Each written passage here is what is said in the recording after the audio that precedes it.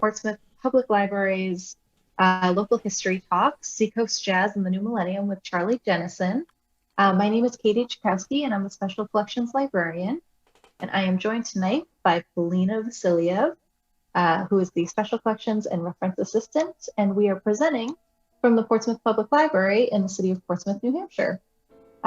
So we are on the homelands of the Abenaki people who have ongoing cultural and spiritual connections to this area. According to tribal oral tradition, Abenaki people have lived in the place now called New Hampshire for more than 12,000 years, since before tribal memory. The Abenaki are part of a larger group of indigenous people who call themselves Wabanaki, or people of the dawn, and form one of many communities connected by a common language family.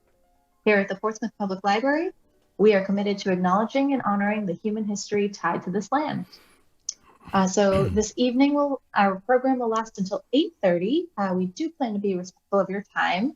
And if you have any questions about library services or upcoming programs, feel free to ask at the end.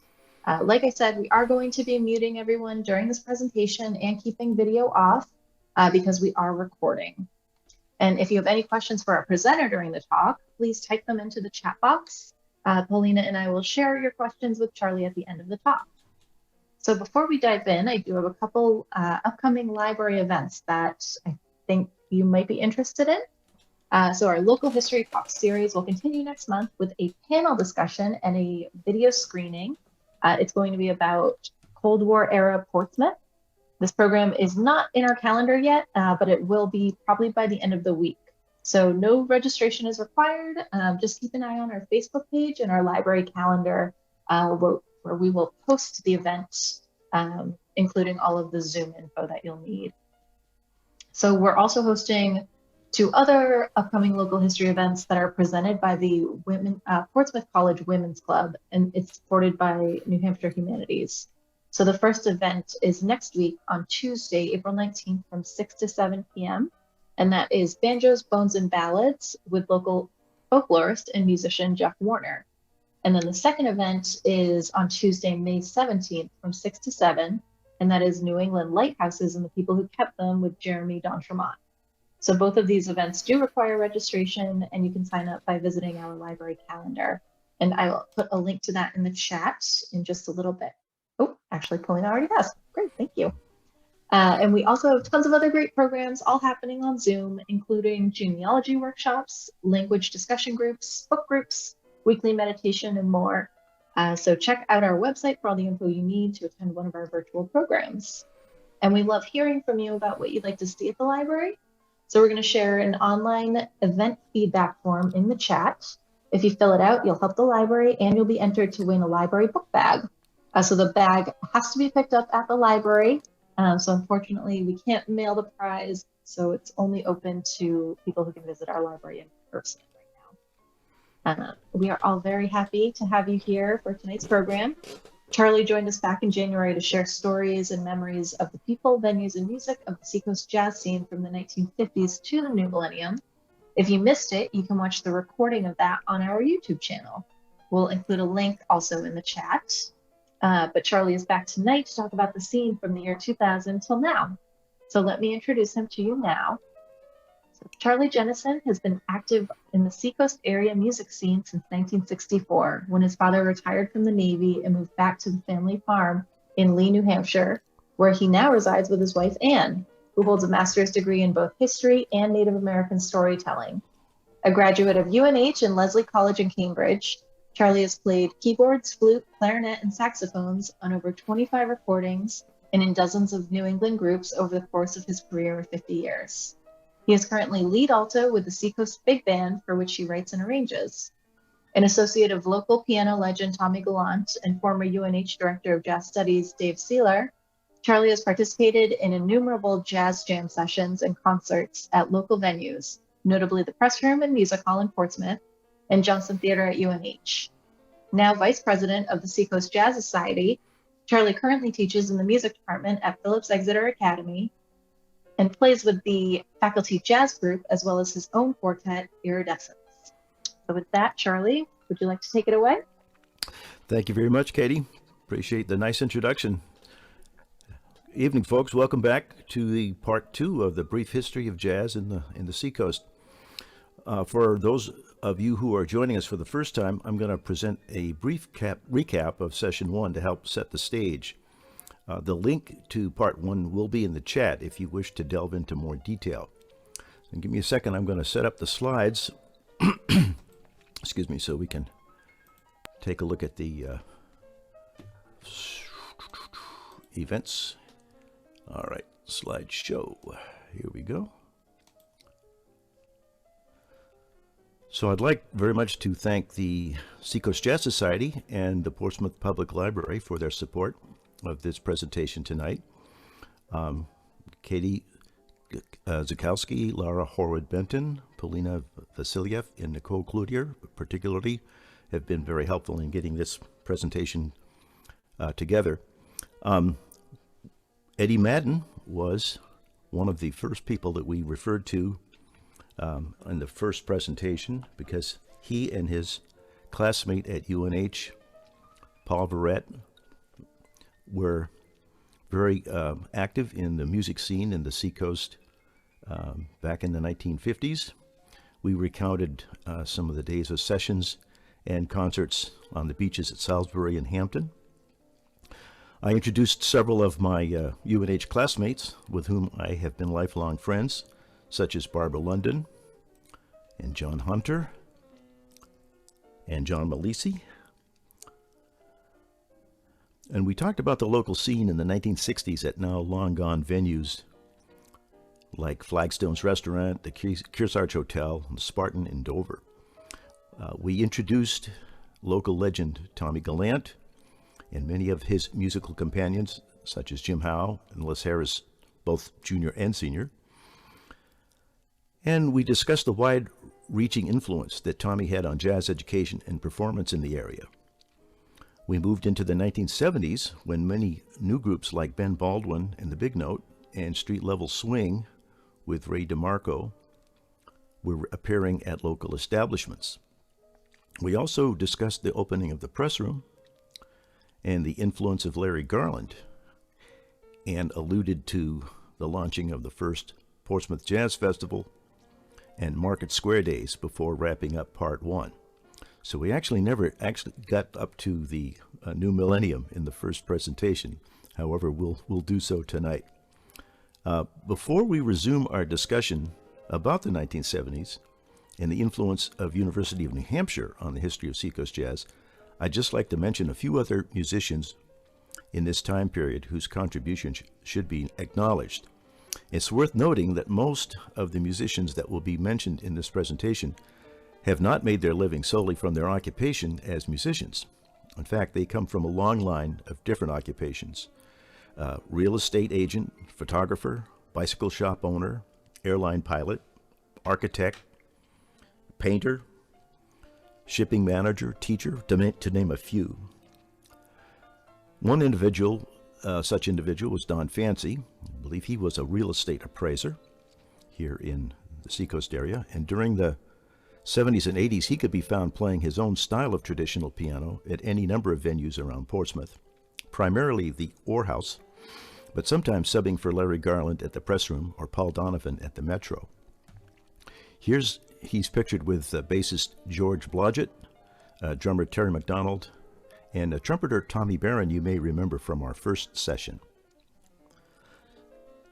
Sometime in the mid-1970s, Barbara London introduced me to clarinetist and whistler Brad Terry, one of Maine's most renowned jazz musicians. Brad had recently moved back to Maine from Connecticut, as he'd been playing with a lot of Maine musicians, and the employment opportunities seemed better than New York City. He was a largely self-taught musician, plays mostly by ear, but he's one of the most melodic, inventive, and responsive musicians I've ever worked with.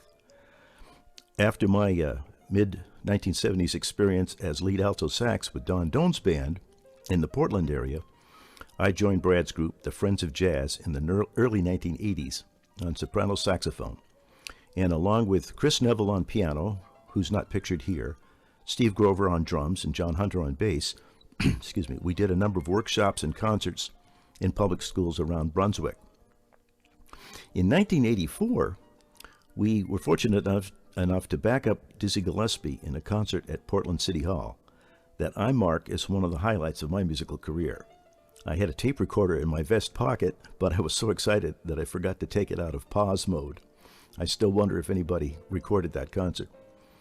Brad also had done some critically acclaimed recordings with guitarist Lenny Breau, and at that time I had a chance to meet Lenny briefly and play a few sessions and concerts with him as well. Brad was a frequent visitor to Portsmouth, as was Chris Neville, who also became an adjunct faculty member at Phillips Exeter Academy for a few years, playing concerts with me, Les Harris Jr., and Jim Howe on several memorable occasions. Chris got married and moved to Massachusetts, but was a frequent guest artist at the Press Room and other Seacoast venues for several years before he went on a national tour with the Lion King Broadway cast. His varied career included collaborations with Benny Carter and Phil Woods, and he made frequent appearances in Boston jazz clubs and recorded with ace musicians such as John Lockwood and Alan Dawson. One other Maine-based group that made frequent trips to the Seacoast area was Joy Spring, a collaborative effort of pianist Terry Eisen and saxophonist Will Bartlett. Originally a rehearsal group at the University of Maine, Augusta, Joy Spring had a successful run at colleges and other jazz venues in the Northeast for a decade or more, backing national artists such as Junior Cook and Bobby McFerrin. Terry and Will also taught at the Maine Jazz Camp for many seasons. So to resume our chronological overview, we now come to an individual whose contribution to the Seacoast jazz scene cannot be overstated, and that is multi-instrumentalist and music educator Dave Seiler. A short list of his many significant accomplishments includes the establishment of the annual Clark Terry Jazz Festival at UNH, the creation of the Traditional Jazz Series, which has now sponsored nearly 250 concerts since 1979, development of a nationally recognized jazz education program at UNH, and, of course, fostering the careers of many well-known music educators and artists, both locally and regionally. In 1968, I approached Stanley Hettinger, who was then director of University of New Hampshire concert bands, and requested that he help me and other interested students form a training jazz ensemble. For the following several years, interest in this rehearsal band grew as we played a few concerts and dances on campus. Ultimately, the faculty of the music department felt it was time to hire a full-time jazz band conductor whose duties would also include teaching improvisation and developing a jazz program. In the fall of 1972, David Seiler was hired, and the University of New Hampshire Jazz Band became an official ensemble of the university. Dave immediately went to work creating an environment at the university where jazz could flourish, both within the school and outside its boundaries. He traveled around New England, getting to know local musicians and educators, playing at various times with Charlie Tour, a pianist from Conway, Ted Brown, a Massachusetts-based tenor sax player who had studied with Lenny Tristano, Ted Herbert's band in Manchester, and with Al Perret, a Maine-based trombonist influenced by Carl Fontana. Al and Dave created a group at the Stage Neck Inn in York with Al's father on bass, Paul Verrette on piano, and a young drummer from New York named Bill Reeve that entertained diners and dancers for a decade. Dave also organized a faculty jazz group with Paul Verrette, me, John Hunter, and Les Harris Jr., at which various times also included theory instructor and jazz arranger Mike Anacarico, guitarist Dave Newsom, and pianist Mark Shalansky, who we'll hear a little bit more about later. The faculty jazz group, with many different combinations of players, has presented numerous concerts at UNH and the Press Room in Portsmouth since its inception in the 1980s. A native of La Crosse, Wisconsin, Dave received his bachelor's degree in music ed and a master's degree in clarinet performance from the University of Wisconsin-Madison. His conducting credits include director of bands at University of Idaho, director of University of New Hampshire Symphony Orchestra, and director of the UNH Summer Chamber Orchestra. He taught at Millikan University, Lamar State College, and University of Idaho, all before coming to UNH, where in addition to his duties as director of jazz studies, he was professor of clarinet. Many of Dave's clarinet students have gone on to holding university positions themselves. Under Dave's direction, the UNH Jazz Band quickly became a proficient ensemble with high-quality performers. In 1973, Dave organized the first annual UNH Jazz Festival, which was open to high school jazz bands, combos, and choirs throughout New England. Each year, the festival featured performances by the UNH jazz bands and special guest artists. At the first one, underwritten by Ted Herbert, Dave hired Roy Haynes on drums and Benny Green on piano. Other guest artists have included Bob Mintzer, Eddie Daniels, Al Gray, and Frank West. The number of musicians in the jazz program grew so much that in 1975 it was necessary to add a second jazz band. The new band was titled the Bratton Hall Jazz Band, named after the recital hall in which they rehearsed. This band was first led by Greg Balfany, a grad student at UNH. Dave hired me in 1982 to teach saxophone and assist with the Bratton Hall Band, and I directed it until 1986, when Bill Reeve was hired to direct both the jazz bands and the UNH Wildcat Marching Band. All these bands were taken over by Chris Humphrey in 1989. Clark Terry, who was an alumni of both the Count Basie Band and Duke Ellington Orchestra, was invited the next year, 1974. What really put UNH on the map is when Dave took the UNH Jazz Band on a successful tour to the Montreux Jazz Festival in '76 with Clark as featured artist. The UNH Jazz Band was the first college band to ever perform on the Montreux evening program. Recently, pianist Ryan Parker has begun to convert old videos from UNH's Diamond Library Special Collections to YouTube, and I found this clip of the UNH Band performing at Montreux. We're going to hear a little bit of a composition by talented arranger and trombonist Branch Sanders, who was one of the founding members of the Seacoast Big Band in the late 1970s and served as staff arranger for 11 years before forming his own band that played around the Seacoast for another decade or so. You'll hear Gene introducing the band for you at Montreux.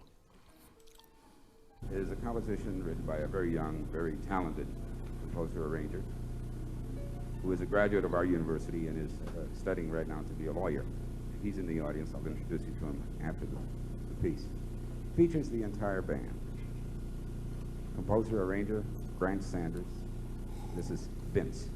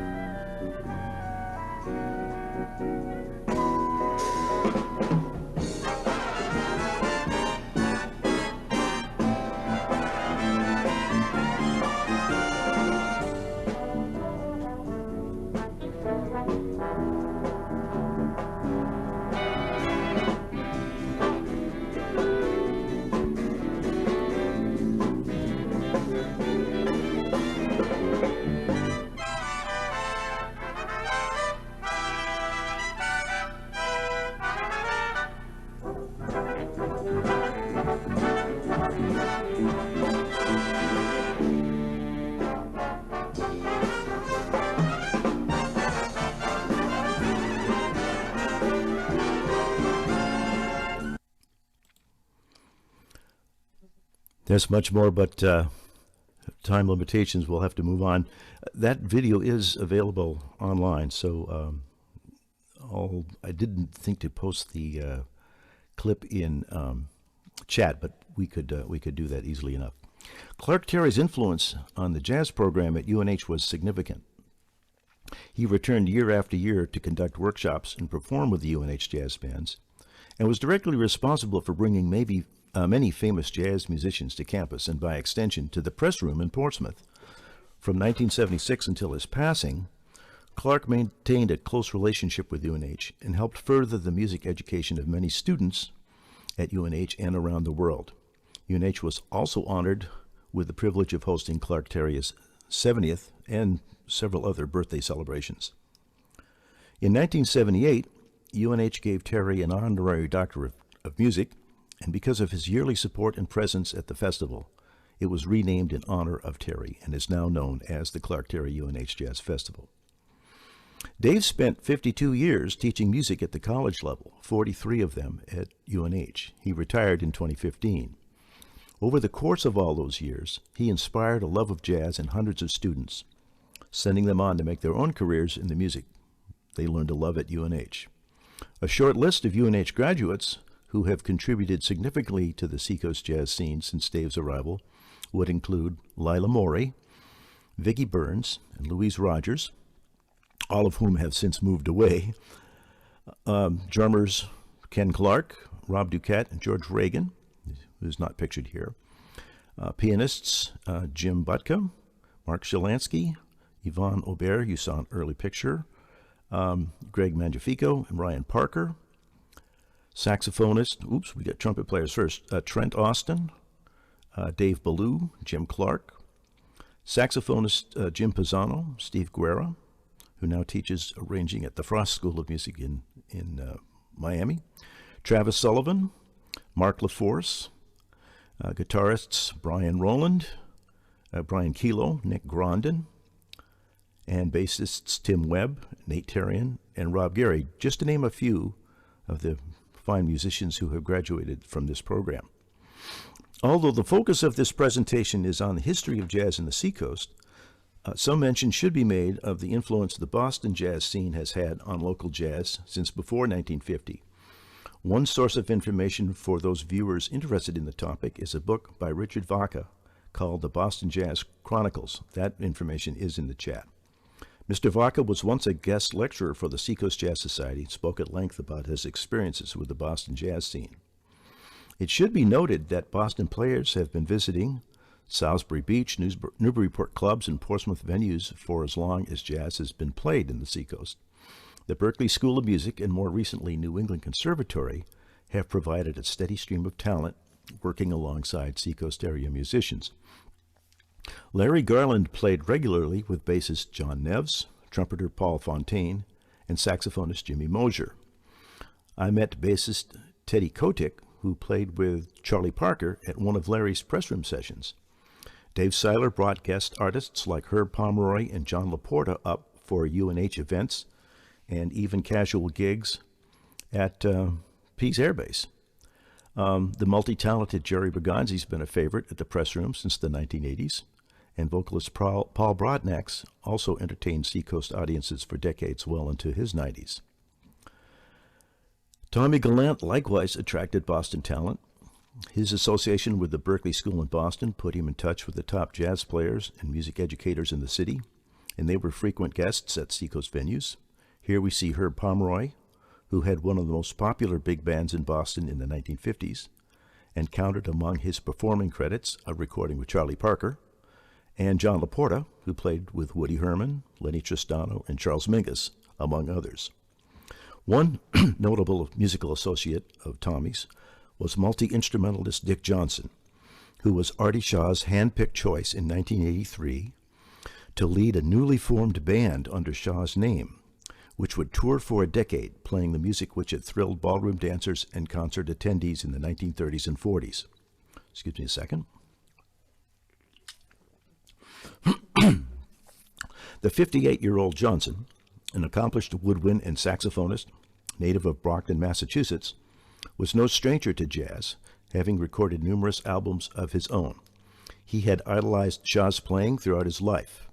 Shaw's music library, which was the product of his almost 20 years of activity in the music business, contained numerous arrangements by some of the foremost composers, arrangers of the period, and among them Jerry Gray, William Grant Still, Ray Conniff, Eddie Sauter, Jimmy Mundy, to name a few. Shaw rehearsed his new band and presented a sneak preview at UNH's Johnson Theater in October of 1983, an event I was privileged to attend. The band made its official debut on New Year's Eve 1984 at the Glen Island Casino in New Rochelle, the same launching pad for many bands of the swing era decades earlier when Shaw and his bands were in their prime. Shaw appeared with the band throughout its first few years, limiting his role to being its conductor and frontman while leaving the clarinet playing duties to Johnson. By 1987, though, Shaw was no longer touring, quietly content that Johnson and the band kept true to Shaw's band spirit and vision. Two diverse musical geniuses deserve inclusion in our list of influential Boston musicians. Saxophonist Jerry Bergonzi attracted notice early in his career when he temporarily replaced Paul Desmond in the Dave Brubeck Quartet for a European tour. For decades, Jerry has forged a unique post-Coltrane direction, staying at the forefront of jazz exploration and influencing several new generations of tenor sax players. Michael Brecker, when asked how it felt to be king of the tenor sax, once replied, "I don't know. You'll have to ask Jerry Bergonzi." Playing with his own groups and in combination with saxophonist George Garzone, Bergonzi has informed and entertained jazz audiences regionally and nationally with concerts and recordings. We are very fortunate to have him as a frequent visitor to Seacoast area venues. For many years, Paul Broadnax, one of Boston's finest musicians, was a regular visitor to the Seacoast, playing at Lucas Greenhouse in Hampton, the Press Room in Portsmouth, with Peter Katrimas on bass and Les Harris Jr. on drums several times a month. They also performed throughout New England in concerts, clubs, schools, special occasions, and on radio and TV. The child of two well-known and influential Boston area classical musicians, Mr. Broadnax was appreciating and performing music at an early age. His mother, Elistine Lee Broadnax, was a legendary vocal and piano teacher. His school chums included Roy Haynes, Ray Perry, Alan Dawson, and other notables. After high school, Paul served in the Air Force. After the service, while earning an engineering degree from Northeastern, Paul did arranging for the Sabby Lewis Band, freelanced during the 50s, and performed with Tom Kennedy and the Buster Daniels bands. At that time, he played tenor sax as well. In the 1950s and 60s, he began a musical association with longtime friend and bassist Champ Jones and drummer Tony Sarney that flourished throughout the mid-70s. It was called the Paul Champ 3. Paul built a direct sales business so he could pursue his love of music, and after 1973 devoted himself full-time to gigging, recording, and playing concerts. Paul appeared with many nationally recognized jazz artists, including Clark Terry, Joe Williams, Milt Hinton, Dorothy Donegan. Due to his association with Les Harris Jr., we played many jazz brunches and concerts at the Academy in Exeter over the years. Paul passed away at the age of 92 in 2018. Although saxophonist Charlie Kohlhaas has been a mainstay of Boston's jazz scene for over 30 years, he is a frequent visitor to the Seacoast area. Leader or collaborator in over a dozen innovative groups, his music spans a broad range of styles with an emphasis on contemporary and improvised. Born and raised in Portsmouth, Charlie began playing saxophones at 18. I'm happy to say I gave him some of his first saxophone lessons. Then, after private studies with Stan Strickland and Roswell Rudd, he moved to Boston in 1980. In 1989, he formed the Charlie Kohlhaas Quintet, a project that performed locally and nationally for decades. Charlie's Explorers Club and Saxophone Support Group charted new territory. The Explorers Club built upon his long relationship with local saxophonist Matt Langley, while the Saxophone Support Group was an ever-changing quartet to octet of Boston sax luminaries. Most notably, Charlie co-led groups with the great Danish-Congolese saxophonist John Chakai for New England tours in 1997, 8, and 2003. Charlie was also a member of the Either Orchestra from 1987 to 2001, playing throughout North America, Europe, and Russia. He was an artist in residence at Harvard in 2003 with Dave Douglas and Roswell Rudd. He teaches at the Longy School of Music in Cambridge and offers private lessons, and has also been active in jazz radio for many years. He currently hosts Research and Development, a program devoted to modern jazz heard on WMBR 88.1 FM in Cambridge.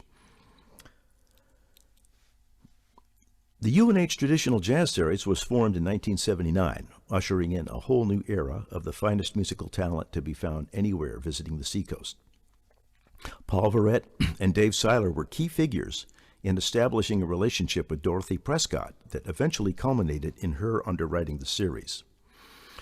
Born December 30th, 1921, Dorothy Ruth Cook was a native of Everett, Massachusetts. Her innate interest in music developed fully by the early 1930s, and around 1935 she met several people from the Hot Club of Boston. Early in World War II, Dot worked for the Navy, first in Washington, D.C., and then in New York City, where she saw Billie Holiday at the Cafe Society. Dot moved back to Boston around 1944 and reacquainted herself with the Boston scene. In the late 40s and 50s, she frequented clubs such as the Savoy, the Hi-Hat, Copley Terrace, and the Casa Mañana, among others. Through the Jazz Society, she met Sam Prescott. Both ardent jazz enthusiasts and supporters, each had significant record collections. Excuse me. Prescott's first love was the traditional jazz music, played by artists such as Benny Goodman, Gene Krupa, Harry James, Duke Ellington, and a particular favorite, Bunny Berrigan. In later years, her tastes broadened, and she tolerated Dave Brubeck, the Modern Jazz Quartet, and a few other progressive jazz groups and musicians. With the exception of Billie Holiday and Ella Fitzgerald, Prescott didn't care much for jazz vocalists, as she believed they mostly got in the way of the music. She came to believe that jazz musicians seldom got a fair shake from club owners, and vowed that if she ever presented live music, she'd always treat the musicians with the utmost respect. Prescott's respect for jazz musicians manifested itself in 1978 when she formed the New Hampshire Traditional Library of Jazz. Initially housed in her home in Auburn, the Traditional Library not only had books, records, and Boston area memorabilia, it served as a vehicle for maintaining her connections to friends and musicians. When Prescott collaborated with Paul Verrette and Dave Seiler to establish the New Hampshire Traditional Jazz Series of live concerts, she funded the series and worked tirelessly towards fulfilling her promise to showcase musicians in the proper setting. In developing the series, she did the yeoman's work. She not only helped select the musicians, she produced and distributed the marketing materials, hosted dinners for musicians on concert day, took photos, and saw to it that no detail was omitted. It was a labor of love, and Prescott became lifelong friends with many of the visiting musicians. She provided for the continuation of the Jazz Library beyond her lifetime. Excuse me. In 1985, she entered into an agreement with the University of New Hampshire in which the school would perpetuate the library and its activities. Her will generously endowed the library, and since her death in 1988, the New Hampshire Library of Traditional Jazz has continued to vigorously pursue her original objectives.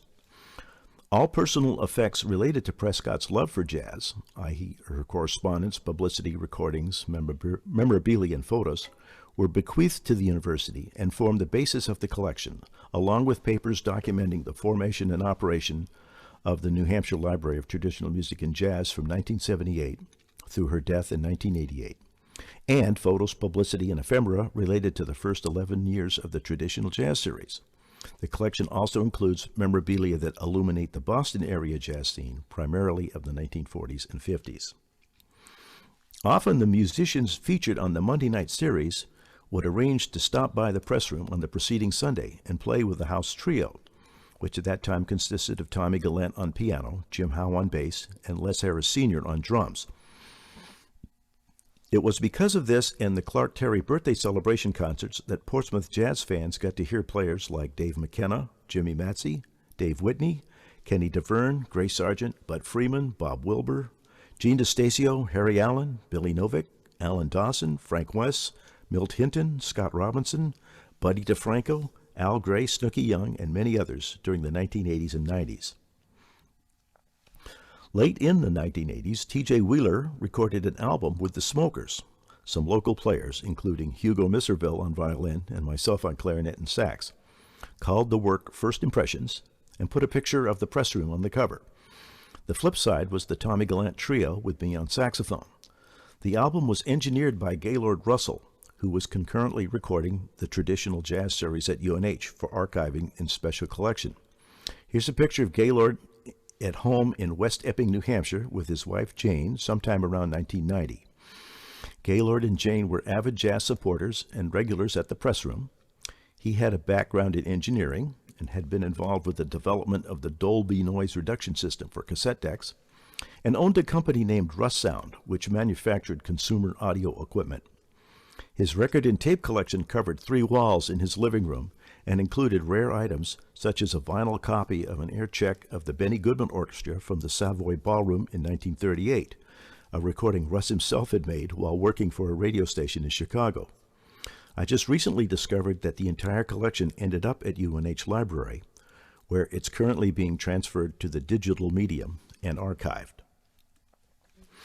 It was through my association with Dick Gallant at the Orr House that I became involved with the organization of the first Portsmouth Jazz Festival, which was held in 1983 on Surrey Street.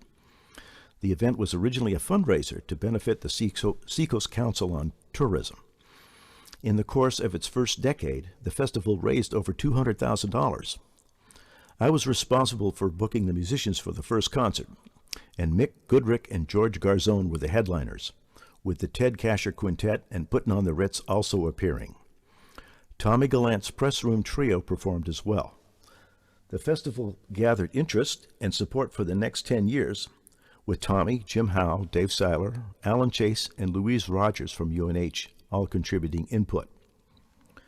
So here's a little video clip from the very first Portsmouth Jazz Festival, and it'll feature Darrell Bastille singing with Puttin' on the Ritz. You'll recognize the narrator as trombonist Don Doan. You might want to turn your speakers down just a little bit because the clip starts with the North Church bell ringing, and it could be a little clangorous, so just be aware that that's going to happen right at the front.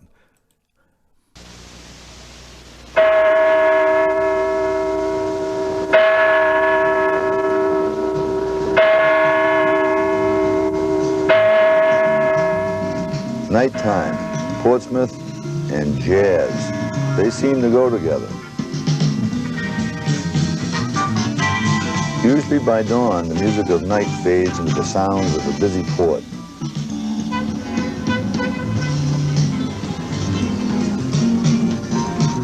But not always. It was early one foggy morning in July, and several dozen people began setting up for the first annual Portsmouth Jazz Festival.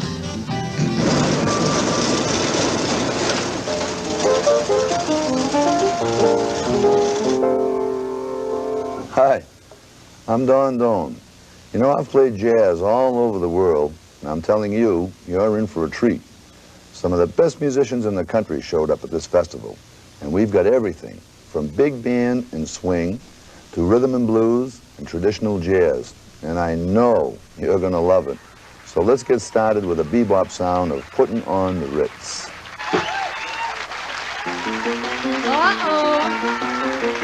Here we go. We are putting on the Ritz and spitting out the words and jumping at the woodside.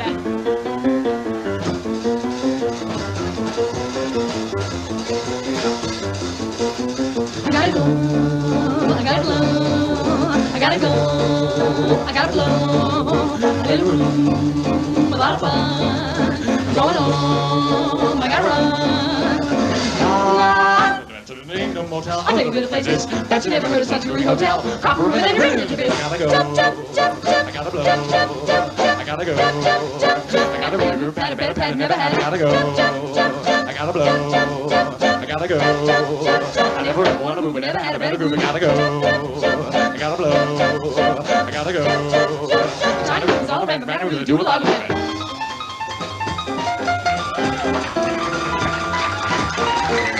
I gotta scream, I gotta go, I gotta blow. That's it, my hotel. Really gotta live out the woodside. It's the greatest and grittiest pad that I ever had. I've lived in lots of hotels, every way, Bangor, Maine, all the way to LA. When I'm at the woodside, settled down, and I'm here to stay. All day, all night, there's bound to be somebody who has a horn.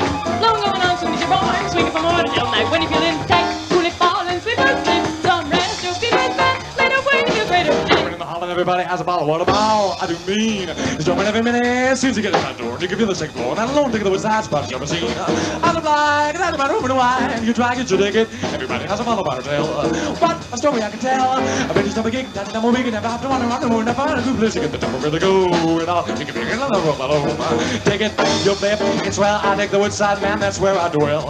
I never really live because I really have a bottle I'll tell.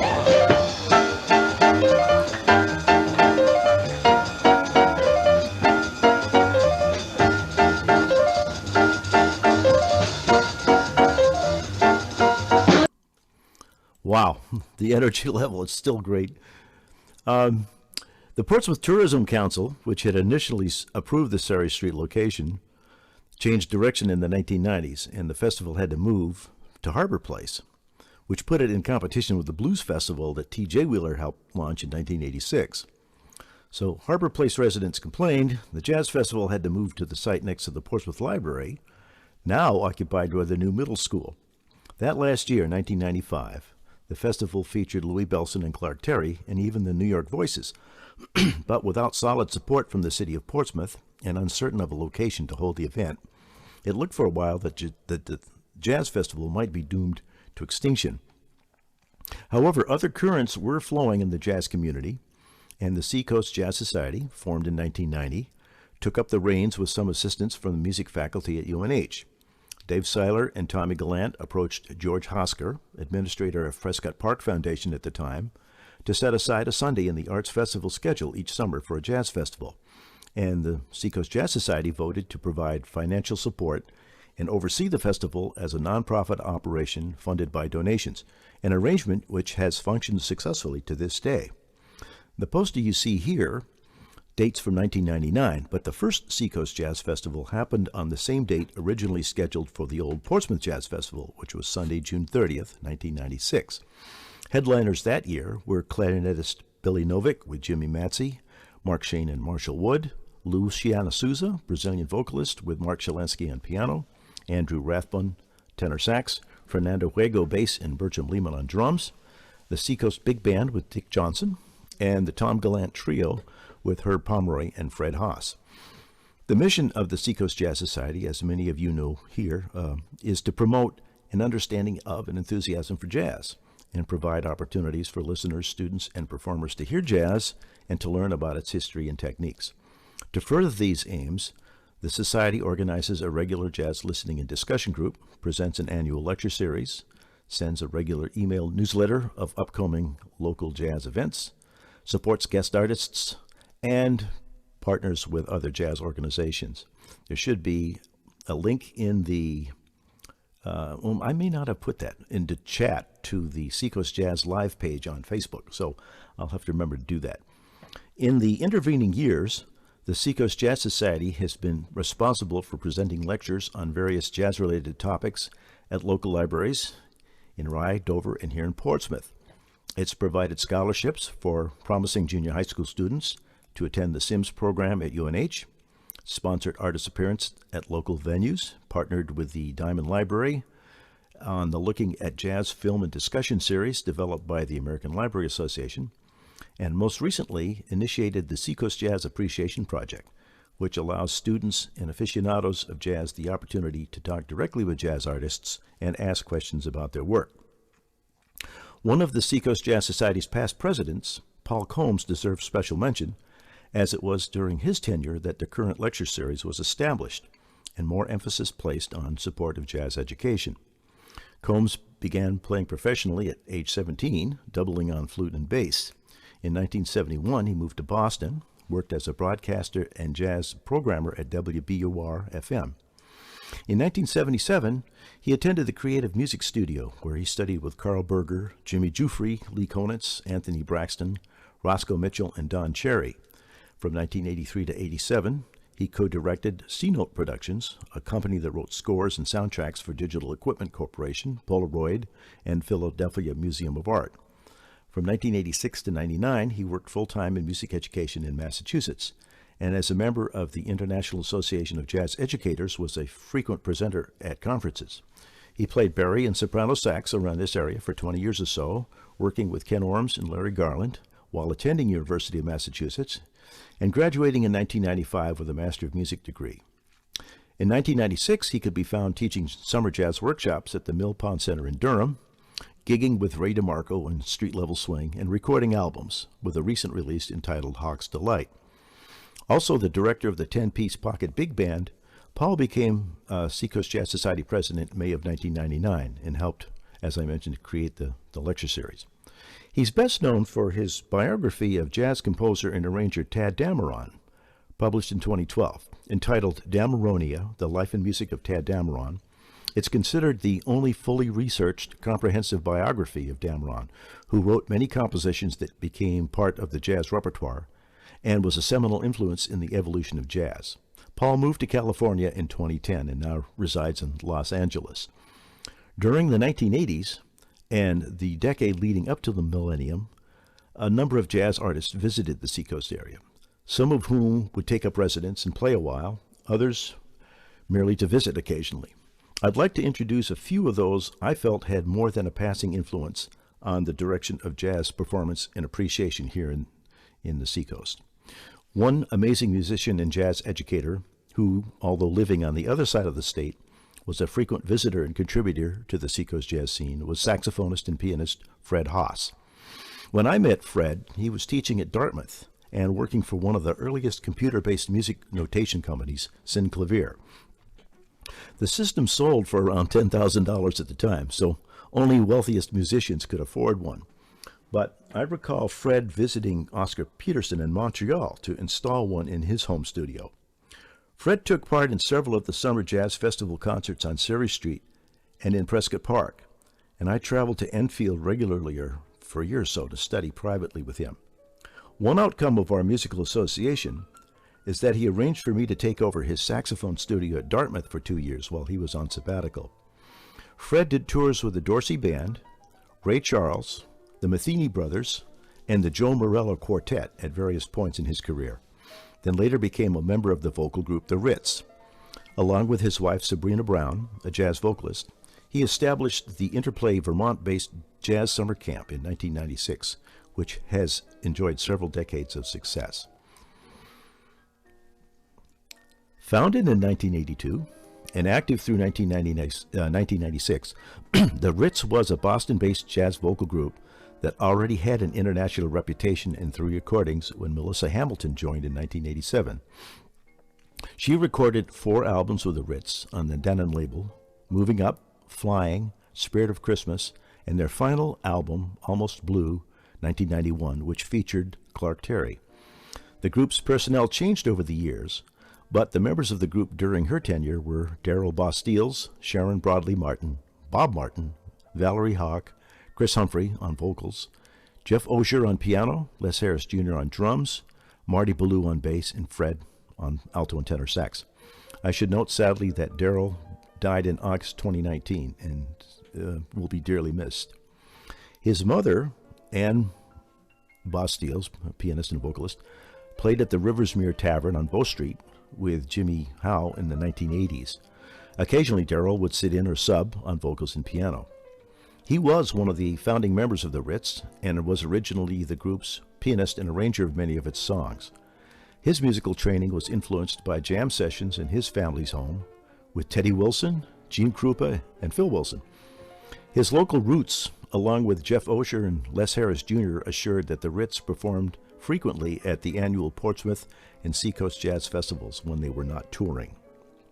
A familiar face to Seacoast jazz fans is that of bassist Marty Ballou, who played with the Ritz. Over the years, Marty has performed with and been inspired and encouraged by some of New England's finest jazz players, including Hal Crook, Gray Sargent, Dick Johnson, Art Pelosi, Ted Kasher, Herb Pomeroy, Tony Zeno, Paul Broadnax, Bob Galati, Paul Schmeling, John Allmark, and Tommy Galland. Marty toured internationally and appeared on 6 recordings with the Ritz. From 1992 to 1997, worked with Duke Robilart's band, traveling in U.S., Europe, Australia, Turkey, Greece, and South America, performing over 200 dates a year on the road. In addition to appearing on 4 recordings under Duke's name, Marty played shows at the Kansas City Jazz and Blues Fest, the Monterey Jazz Festival, and San Francisco Jazz and Blues Festival. Up to the present, Marty's been a sought-after session man, performing on several recordings in all genres. A good representation of those recordings can be found at allmusic.com. Although not as frequent a visitor as his younger brother Marty, Dave BALLOU nonetheless has made his mark on the Seacoast jazz scene over the years, with concerts and workshops at UNH, Phillips Exeter Academy, the Music Hall, and the Press Room. Dave toured with the big bands of Tommy Dorsey, led by Buddy Morrow, and Woody Herman, earned a master's degree from UNH in 1992 after attending Berkeley, where he studied with Herb Pomeroy, Greg Hopkins, and Jeff Stout, among others. He's a professor of music at Towson University and leader of the Jazz and Commercial Music Division. He teaches classes in jazz history, theory and improvisation, arranging, studio jazz trumpet, and coaches small ensembles. He's taught at the Litchfield Jazz Camp, Maryland Summer Jazz Camp, Maine Jazz Camp, and the Banff Institute. As we gradually begin to move into the new millennium, the jazz scene changed dynamically with the passing of legendary Tommy Gallant in 1998. Ryan Parker stepped up to fill the piano chair of the Press Room Trio after Tommy's passing, and he, Jim Howe, and Les Harris Jr. kept the Sunday night session alive until Jim too left us in 2007. Excuse me. At that point, Ryan asked an associate at New England Conservatory to join him and Les, and KEALA KAUMEHEIWA stepped in to keep the flame burning until Jay Gardner sold the Press Room to new owners in 2015. The person right in the middle of what's currently happening on the Seacoast jazz scene today is pianist, DJ, and recording engineer Ryan Parker.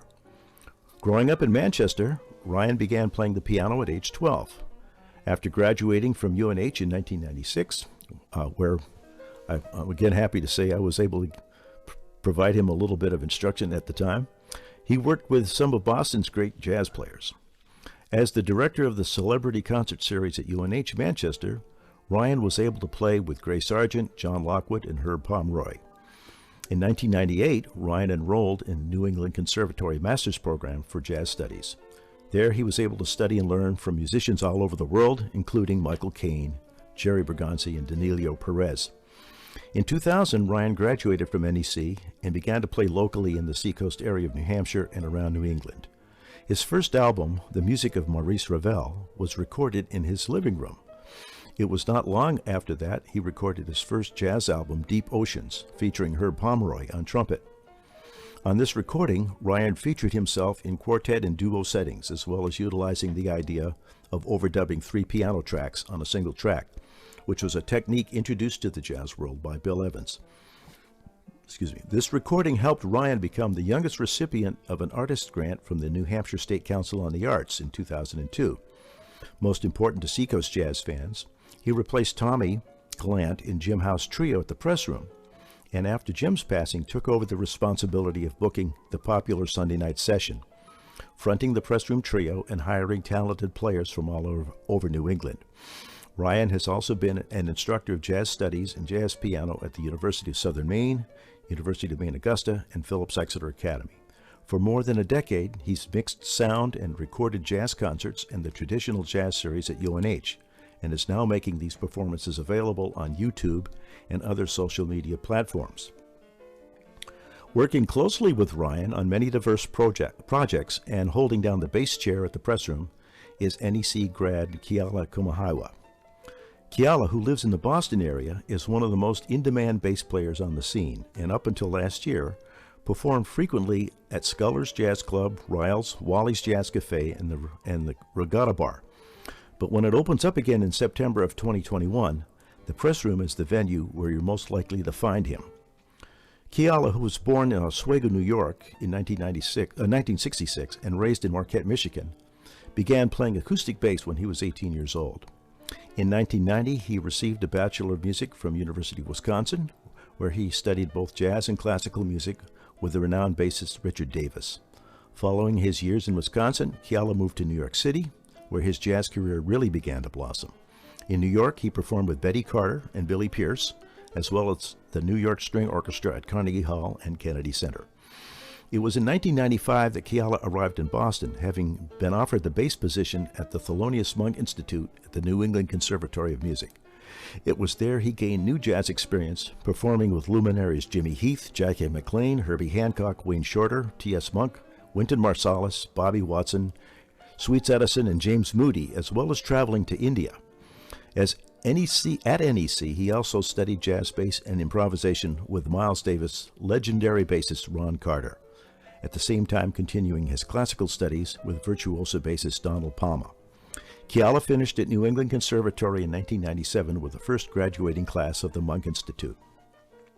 Clearly, the bass position in the Pressroom Trio is in the best of hands as the tradition continues.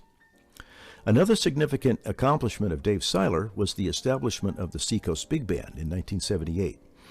After over 30 years of activity, the band has established itself as one of the premier repertory bands in New England, with a record of noteworthy concerts and workshops with artists and arrangers such as Clark Terry, Louis Bellson, Bob Mintzer, John Fedchuk, Frank Mantooth, Bob Florence, Mark Taylor, Bob Wilbur, George Stone, and many others. The annual Harry Jones Memorial Concert, while no longer a fundraiser for UNH scholarships, still presents a wide variety of contemporary jazz big band writing every February in remembrance of the UNH graduate whose radio show Before Your Time aired in Boston and in the Portsmouth area during the 1980s. I want to sneak in a quick snapshot of some of my former students and UNH grads who have contributed most significantly to jazz performance and education, both here in New Hampshire and in Maine. Pictured here from left to right are my contemporary Alan Chase, former UNH music librarian, and then some former students, Jim Butka, now Dover High School music director, Chris Humphrey, director of music at Cheverus High School in Portland, Ken Clark, director of Timberlane High School in Plastow, and Mark LaForce at Oyster River High School. These folks are responsible for educating a new generation of jazz composers, arrangers, and performers who are already making themselves known in the Seacoast. Before we leave our discussion of the contribution to jazz made by UNH since the 1950s, we must take note of their new director of jazz studies, who promises to keep the flame burning well into this century. Handpicked and mentored by Dave Seiler as his replacement, Dr. Nathan Jorgensen is responsible for teaching applied saxophone lesson, directs 2 jazz ensembles, serves as administrator and coordinator of the Clark Terry Jazz Festival, and is the current producer of the UNH Traditional Jazz Series. Jorgensen holds a DMA from the University of Kansas, Master of Music from UMKC Conservatory of Music and Dance, and a bachelor's from the University of Kansas. His teachers have included Vince Nonchuk, Tim Timmons, Bobby Watson, Dan Gailey, and Mike Bartley. Jorgensen's an accomplished jazz and classical saxophonist and feels at home in nearly every musical situation. He's had the opportunity to share the stage with notable jazz performers such as Terrell Stafford, Bobby Watson, Bobby Shue, Gary Foster, Bob Shepard, and many others. His classical performing has allowed him the opportunity to perform with the Kansas City Symphony, South Dakota Symphony, and Dakota Wind Ensemble. He's also an active proponent of new music and has given numerous premieres and commissioned several works as an individual and as part of consortiums. At UNH, Jorgensen regularly hosts residencies by some of the top performers, composers, and historians in jazz. He started an annual commissioning project dedicated to his predecessor, Dave Seiler. Jorgensen's bands have premiered new works from composers such as John Clayton, Dan Gailey, John LaBarbera, Steve Owen, Greg Yasinetsky, and Paul Kroger. The UNH 3 O'Clock Jazz Band released their first CD under Jorgensen's direction in April of 2016, titled A Time of Celebration, and the album featured 2 of the compositions from the Seiler commissioning project. Recently, the 3 O'Clock Jazz Band was invited to perform at the Montreux Jazz Festival in Switzerland. Oops, hang on a second. Okay, here we go. And the Umbria Jazz Festival in Perugia, Italy. Jorgensen's in demand as a performer, clinician, adjudicator, and lecturer. He's performed by invitation at regional and national conventions for professional organizations such as the North American Saxophone Alliance, College Music Society, and the National Association of College Wind and Percussion Instructors. He's currently a member of the Capitol Jazz Orchestra based in Concord and lead alto of the Portland Jazz Orchestra. He also does freelance work throughout New England and can regularly be heard performing in a variety of settings in the Seacoast region. Another group of musical veterans of an older generation also deserves passing mention. That's the group Chronic Jazz Syndrome, who are likely to turn up unexpectedly wherever jazz is being played. Although they haven't played a lot in Portsmouth recently, they did have a steady gig in Rochester for some time while John Bethel was still in the area. The group's leader, trumpeter Dave Umstead, also directs the music program at Hollis Brookline High School, west of Nashua. Born on a snowy Fat Tuesday night of 2012, the Soggy Po Boys have been honing their craft of New Orleans music in their Tuesday residency in the hometown of Dover, New Hampshire. The New Orleans Flavored Septet doesn't just play their weekly gig and call it that. Nope. Prior to the pandemic, they fit in more than 100 shows every year, from festivals and concerts to politics-infused burlesque collaborations and street parades. Part of the beauty of New Orleans music is that it's celebrated and appreciated wherever it goes, from the street to the theater. The Po Boys are doing their part to spread the greatest music on earth around their home in New England, and when touring throughout the rest of the country. The Soggy Po Boys serve their jazz messy, mixing brass-fueled mayhem with spirituals, old-school funk, and the Caribbean side of the New Orleans tradition. The original group consisted of Stu Diaz on the vocals and guitar, Eric Claxton on clarinet, soprano sax, Zach Lang on trumpet, Nick Manella on tenor sax, Mike Effenberger on piano, Brett Gallo on drums, and Scott Kiefner on bass. Originally Larry Garland's backup band at Saturday Night Sessions, the River City Jazz Group took over the Tuesday night jam at the Press Room for over 20 years before it came under new management. They moved from downstairs to upstairs at that point, and hopefully they'll pick up again where they left off when the Press Room opens again in September. Consisting of Jim Lydon on bass, Jeff Osier on piano, Woody Allen on guitar, and Gary Gimetti on drums, the group graciously hosts local and regional player each week in an intimate setting. With the time remaining tonight, I'd like to bring our discussion full circle back around to Russ Grazier and the Portsmouth Music and Arts Center. As Russ himself and the music faculty are contributing in many ways to keeping the jazz flame burning strongly in the Seacoast here in the new millennium. Russ, who plays both classical and jazz saxophone, is pictured here with Brian KEALA on guitar and Nate Terrian on bass. Here's an opening slide for a promotional video of why PMAC is so important, the Portsmouth Music and Arts Center is so important to helping preserve jazz culture here in the Seacoast. The link to this video is in chat, so you'll be able to follow this up if you wish. Some of the most active composers in the area now include Mike Effenberger on piano, Nick Faniff on bass, Eric Claxton on woodwinds, Chris Claxton on trumpet, Jim Dozette on guitar. Nick Manella is a Boston-based saxophonist and educator, active in the new jazz scene here in Portsmouth as well. He runs the 10-Minute Jazz Lesson podcast and keeps an active blog, video lessons, and Skype lessons at his website. Nick plays with ensembles such as the Soggy Po Boys, Sojoy, and Jazz Sputin, and the Jug Skunks. Two notable young artists who are contributing significantly to the current jazz scene in Portsmouth are musical couple Chris Claxton and Taylor O'Donnell. New England native Chris has developed a reputation as a gifted multi-instrumentalist, imaginative composer, and effective educator. With degrees in both classical and jazz trumpet, Claxton has received a rich and varied education studying with Brian Lynch, Terrence Blanchard, Jason Carter, Dr. Robert Stibler, Steve Guerra, Whit Seidner, and Gary Lindsay. But perhaps the most significant musical relationship of Claxton's career is that with famed trumpeter Clark Terry. Chris is proud to pass on a repertoire unique to Clark, a system of phrasing and rhythmic pronunciation, and a means of conveyance handed down directly from one of the founding fathers of the music. As a performer, Claxton contributes trumpet, keyboards, and guitar and percussion to a variety of projects. His self-led 8-piece ensemble has recorded 2 albums of original music, which display Claxton's eclectic palette, a unique approach to the jazz tradition, and a fertile imagination. Equal to his passion for performing is a commitment to education.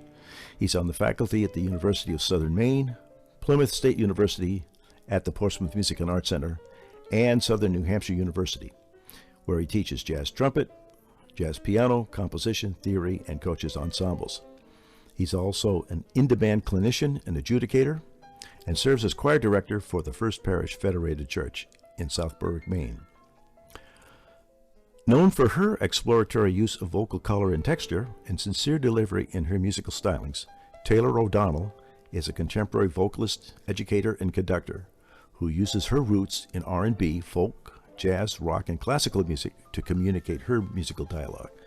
Growing up in Colorado and living all over the country from Florida to Maine, her performing experience has taken her from playing with her own jazz trio on cruise ships and throughout New England to performing as a guest artist with symphony orchestras. Her musical diversity informs her deep love for vocal improv and for exploring a wide range of sounds and colors to connect more deeply to her audience. Around 2015, Taylor and Chris, who attended Timberline High School in Plasto, moved back to the area from Miami, where they both graduated from the Frost School of Music. Here they're pictured with jazz veteran Les Harris Jr. and bassist Nate Therrien after a performance at the Music Hall. One of the first things Chris and Taylor did upon arrival was organize Our Big Band, a New England-based large ensemble dedicated to performing new music. The band's 2016 collaboration with famed trumpeter-composer Dave Douglas featured a program of Douglas's large ensemble music, as well as a premiere of Self-Portrait in 4 Dimensions, dedicated to Charles Mingus. One of the venues Our Big Band performs at is the Dance Hall in Kittery. The creative mind behind the Kittery Dance Hall is Drika Overton, who moved to the Seacoast in the 1980s and first became a member of the Friends of Music Hall, a nonprofit group that saved the then foundering structure from demolition and helped restore it to its current state. After producing many shows at the Music Hall, Drika wanted a space where focus on dance-related activity would be primary, and with the help of a friend, purchased the old Kittery Grange Hall and renovated it for that purpose. Drika is an accomplished professional performing tap and percussive dance artist, choreographer, teacher, and producer, consistently recognized for her innovative work in the New England arts community. To quote Josh Hilberman on LinkedIn, since 1988, Drika has created a body of work, melding the primary voices of tap dance and jazz of the highest possible artistic level, from the dance company Stop Time to presenting artists including the late great Dr. Jimmy Slide, recent Guggenheim winner Keith Terry, and groundbreaking pioneer of the tap dance renaissance Brenda Buffalino, to the Music Hall Follies, featuring Broadway sensation Bill Irwin and movie great Dr. Fayard Nichols, to Clara's Dream, a jazz nutcracker, the swinging treatment of the ballet classic that toured New England for 6 seasons. The case can be argued that over the last 20 years, in New England, no one has set more standards for artistic integrity in tap dance than Drika. You can read an interview with her in a recent issue of the Seacoast Jazz News. Closely associated with the dance hall is Drika's nephew, pianist and jazz composer Johnny Pfeiffer, whose group Sojoy frequently performs there and at other Seacoast venues. Pfeiffer came to us from Wisconsin, where he lived until he was 14. The move set him up to attend Portsmouth High School, then University of New Hampshire. He attributes some of his earliest musical influences to his aunt, whose performances include Johnny playing piano, percussion, and dancing. Pfeiffer said in a recent interview that seeing the similarities between the jazz music he loves and the lineage of tap dancing was pretty profound, as they're parallel in regards to dealing with movement. The majority of his music inspires movement, or has movement as a component. Other big bands currently playing in the area include the New Legacy Big Band, which rehearses in Portsmouth under the direction of Paul Cole, trombonist, the Northampton Exeter Blue Note Band, directed by drummer Eric Andrews, the Freeze Brothers Band, which is based in Concord under the direction of Mike Adams, and the Chris Humphrey Big Band, which plays up around the Kennebunk area. These groups play concerts and dances all year round, but are especially active in the summer when the parks and gazebos are open and crowds gather. I don't want to forget the Portland Jazz Orchestra as well. They regularly have a performance monthly at the Longfellow Center in Portland. Before wrapping up, mention should be made of some other venues that have played important roles in the promotion and performance of jazz here in the Seacoast. One we just referred to that has contributed over the decades to enriching the jazz scene by featuring some of the most famous jazz players in the world is, of course, the Music Hall. Here's the cover of J. Dennis Robinson's book of the history of the Portsmouth Music Hall. This fully researched, color-illustrated history traces the cultural development of Portsmouth, New Hampshire from the arrival of its first settlers. The music hall was built in 1878, and expanded by ale tech tycoon Frank Jones in 1901. Within these brick walls, generations have watched America evolve from minstrel shows to musicals and Hollywood blockbusters, from animal acts to symphony orchestras, and from vaudeville to TED Talks. Shuttered and decaying during World War II, New Hampshire's vintage venue went on the auction block in 1945. It served as a movie house for the next 4 decades. Saved from demolition by a grassroots team of volunteers in the 1980s and gradually restored to its Victorian splendor, it has been pivotal in revitalizing the city's downtown. Signature programs like the Telluride by the Sea Film Festival and Writers on a New England Stage put this historic theater on the national map. We don't have time here, of course, to go into the entire history of the music hall, but I have posted a link in the chat to the fine book by J. Dennis Robinson that spares no detail in describing the evolution of this historic landmark into the regional wonder it is today. One memorable concert took place in 1996 when the music hall hosted the annual Harry Jones Memorial Concert. Present that night, in addition to the Seacoast Big Band and the Tommy Gallant Trio with Jim Howe and Les Harris Sr., were members of the Count Basie Orchestra, including Marshall Royal, Clark Terry, Al Gray, and Snooky Young, with Milt Hinton on bass, Alan Dawson on drums, and other guests, including Fred HAAS.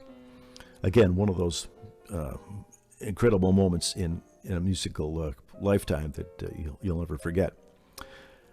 Following years of planning and fundraising, 3S Art Space opened to the public in March 2015. Thanks to the visionaries, philanthropists, and lenders that recognized the need to provide space for the kind of creative and communal experiences that shape us all, we have an incredible resource at 319 Vaughan Street in downtown Portsmouth. The art space frequently features jazz groups and supports concerts and sessions when possible. Some name artists who have appeared there include Donnie McCaslin, the Chase Brothers, Felix Pastorius, and of course the PMAC jazz ensembles. 3S Art Space is grounded in an unwavering appreciation for the vital role that contemporary arts play in the health of a community, both locally and globally. They believe that art has the power to transform individual lives, bridge divergent perspectives, and establish meaningful connections between and across communities. It's also exciting to note that in addition to the press room reopening in September, Portsmouth is also going to be home to a brand new world-class jazz club called Jimmy's. The creators of Jimmy's, located in a renovated space on Congress Street, anticipate having national artists on a regular basis, in addition to spotlighting local jazz groups and talent. More information is available, including a virtual tour on their website. Well, that about wraps it up for tonight. Thanks again for your interest. Let's take a few minutes to see if anyone has any observations, information, or questions. Charlie, there was one question that came through the chat. Okay. It was towards the beginning of your talk. Someone asked, is the UNH band all undergraduate students, or are there others in the band? Generally, the answer is yes. Occasionally, there might be a graduate student involved as well. But they're mostly undergrads in the two bands and combos. Great. If anyone has any questions, you are welcome to unmute yourselves and ask Charlie, or you can put them in the chat and we'll read them out.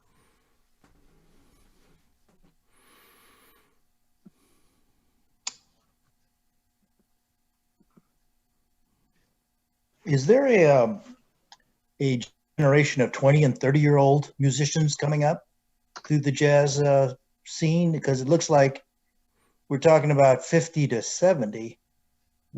Is there an active group that's going to succeed this group that's playing actively right now? Well, absolutely. All the folks that we mentioned that are associated with the Portsmouth Music and Arts Center are of the 20s and 30s age, and they're definitely very active. I think we're in very good hands right now in the Seacoast as far as our the new keepers of the flames are concerned. Great. And they're playing locally as well? Absolutely, in both let's see, Portsmouth and Dover as well. Newburyport.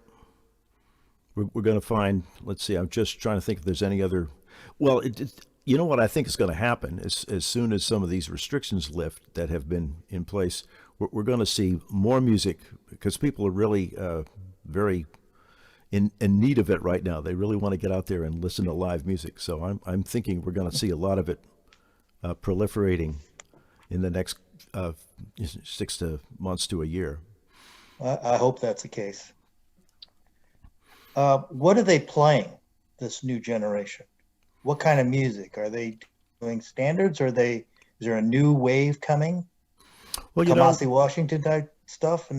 Well, there's that. But I think it's always been a mix, of traditional musics and original musics, contemporary musics. I find a lot of jazz players are finding inspiration from video game music nowadays. We in the past had used musicals, Tin Pan Alley, movies as our source material, but and that's going to be there. We're finding just new ways of looking at that material, and as we move into a more global culture too, I think you find a lot of different influences coming in, Indian music combining with jazz, African music combining with jazz. It's Latin music, especially Latin music, I think, is going to be a big driving force in the next couple of decades. Well, this presentation was really interesting. I thought that was great. So you did, I loved it. So thank you very much. Thank you. Thank you for attending. Does anyone else have any other questions?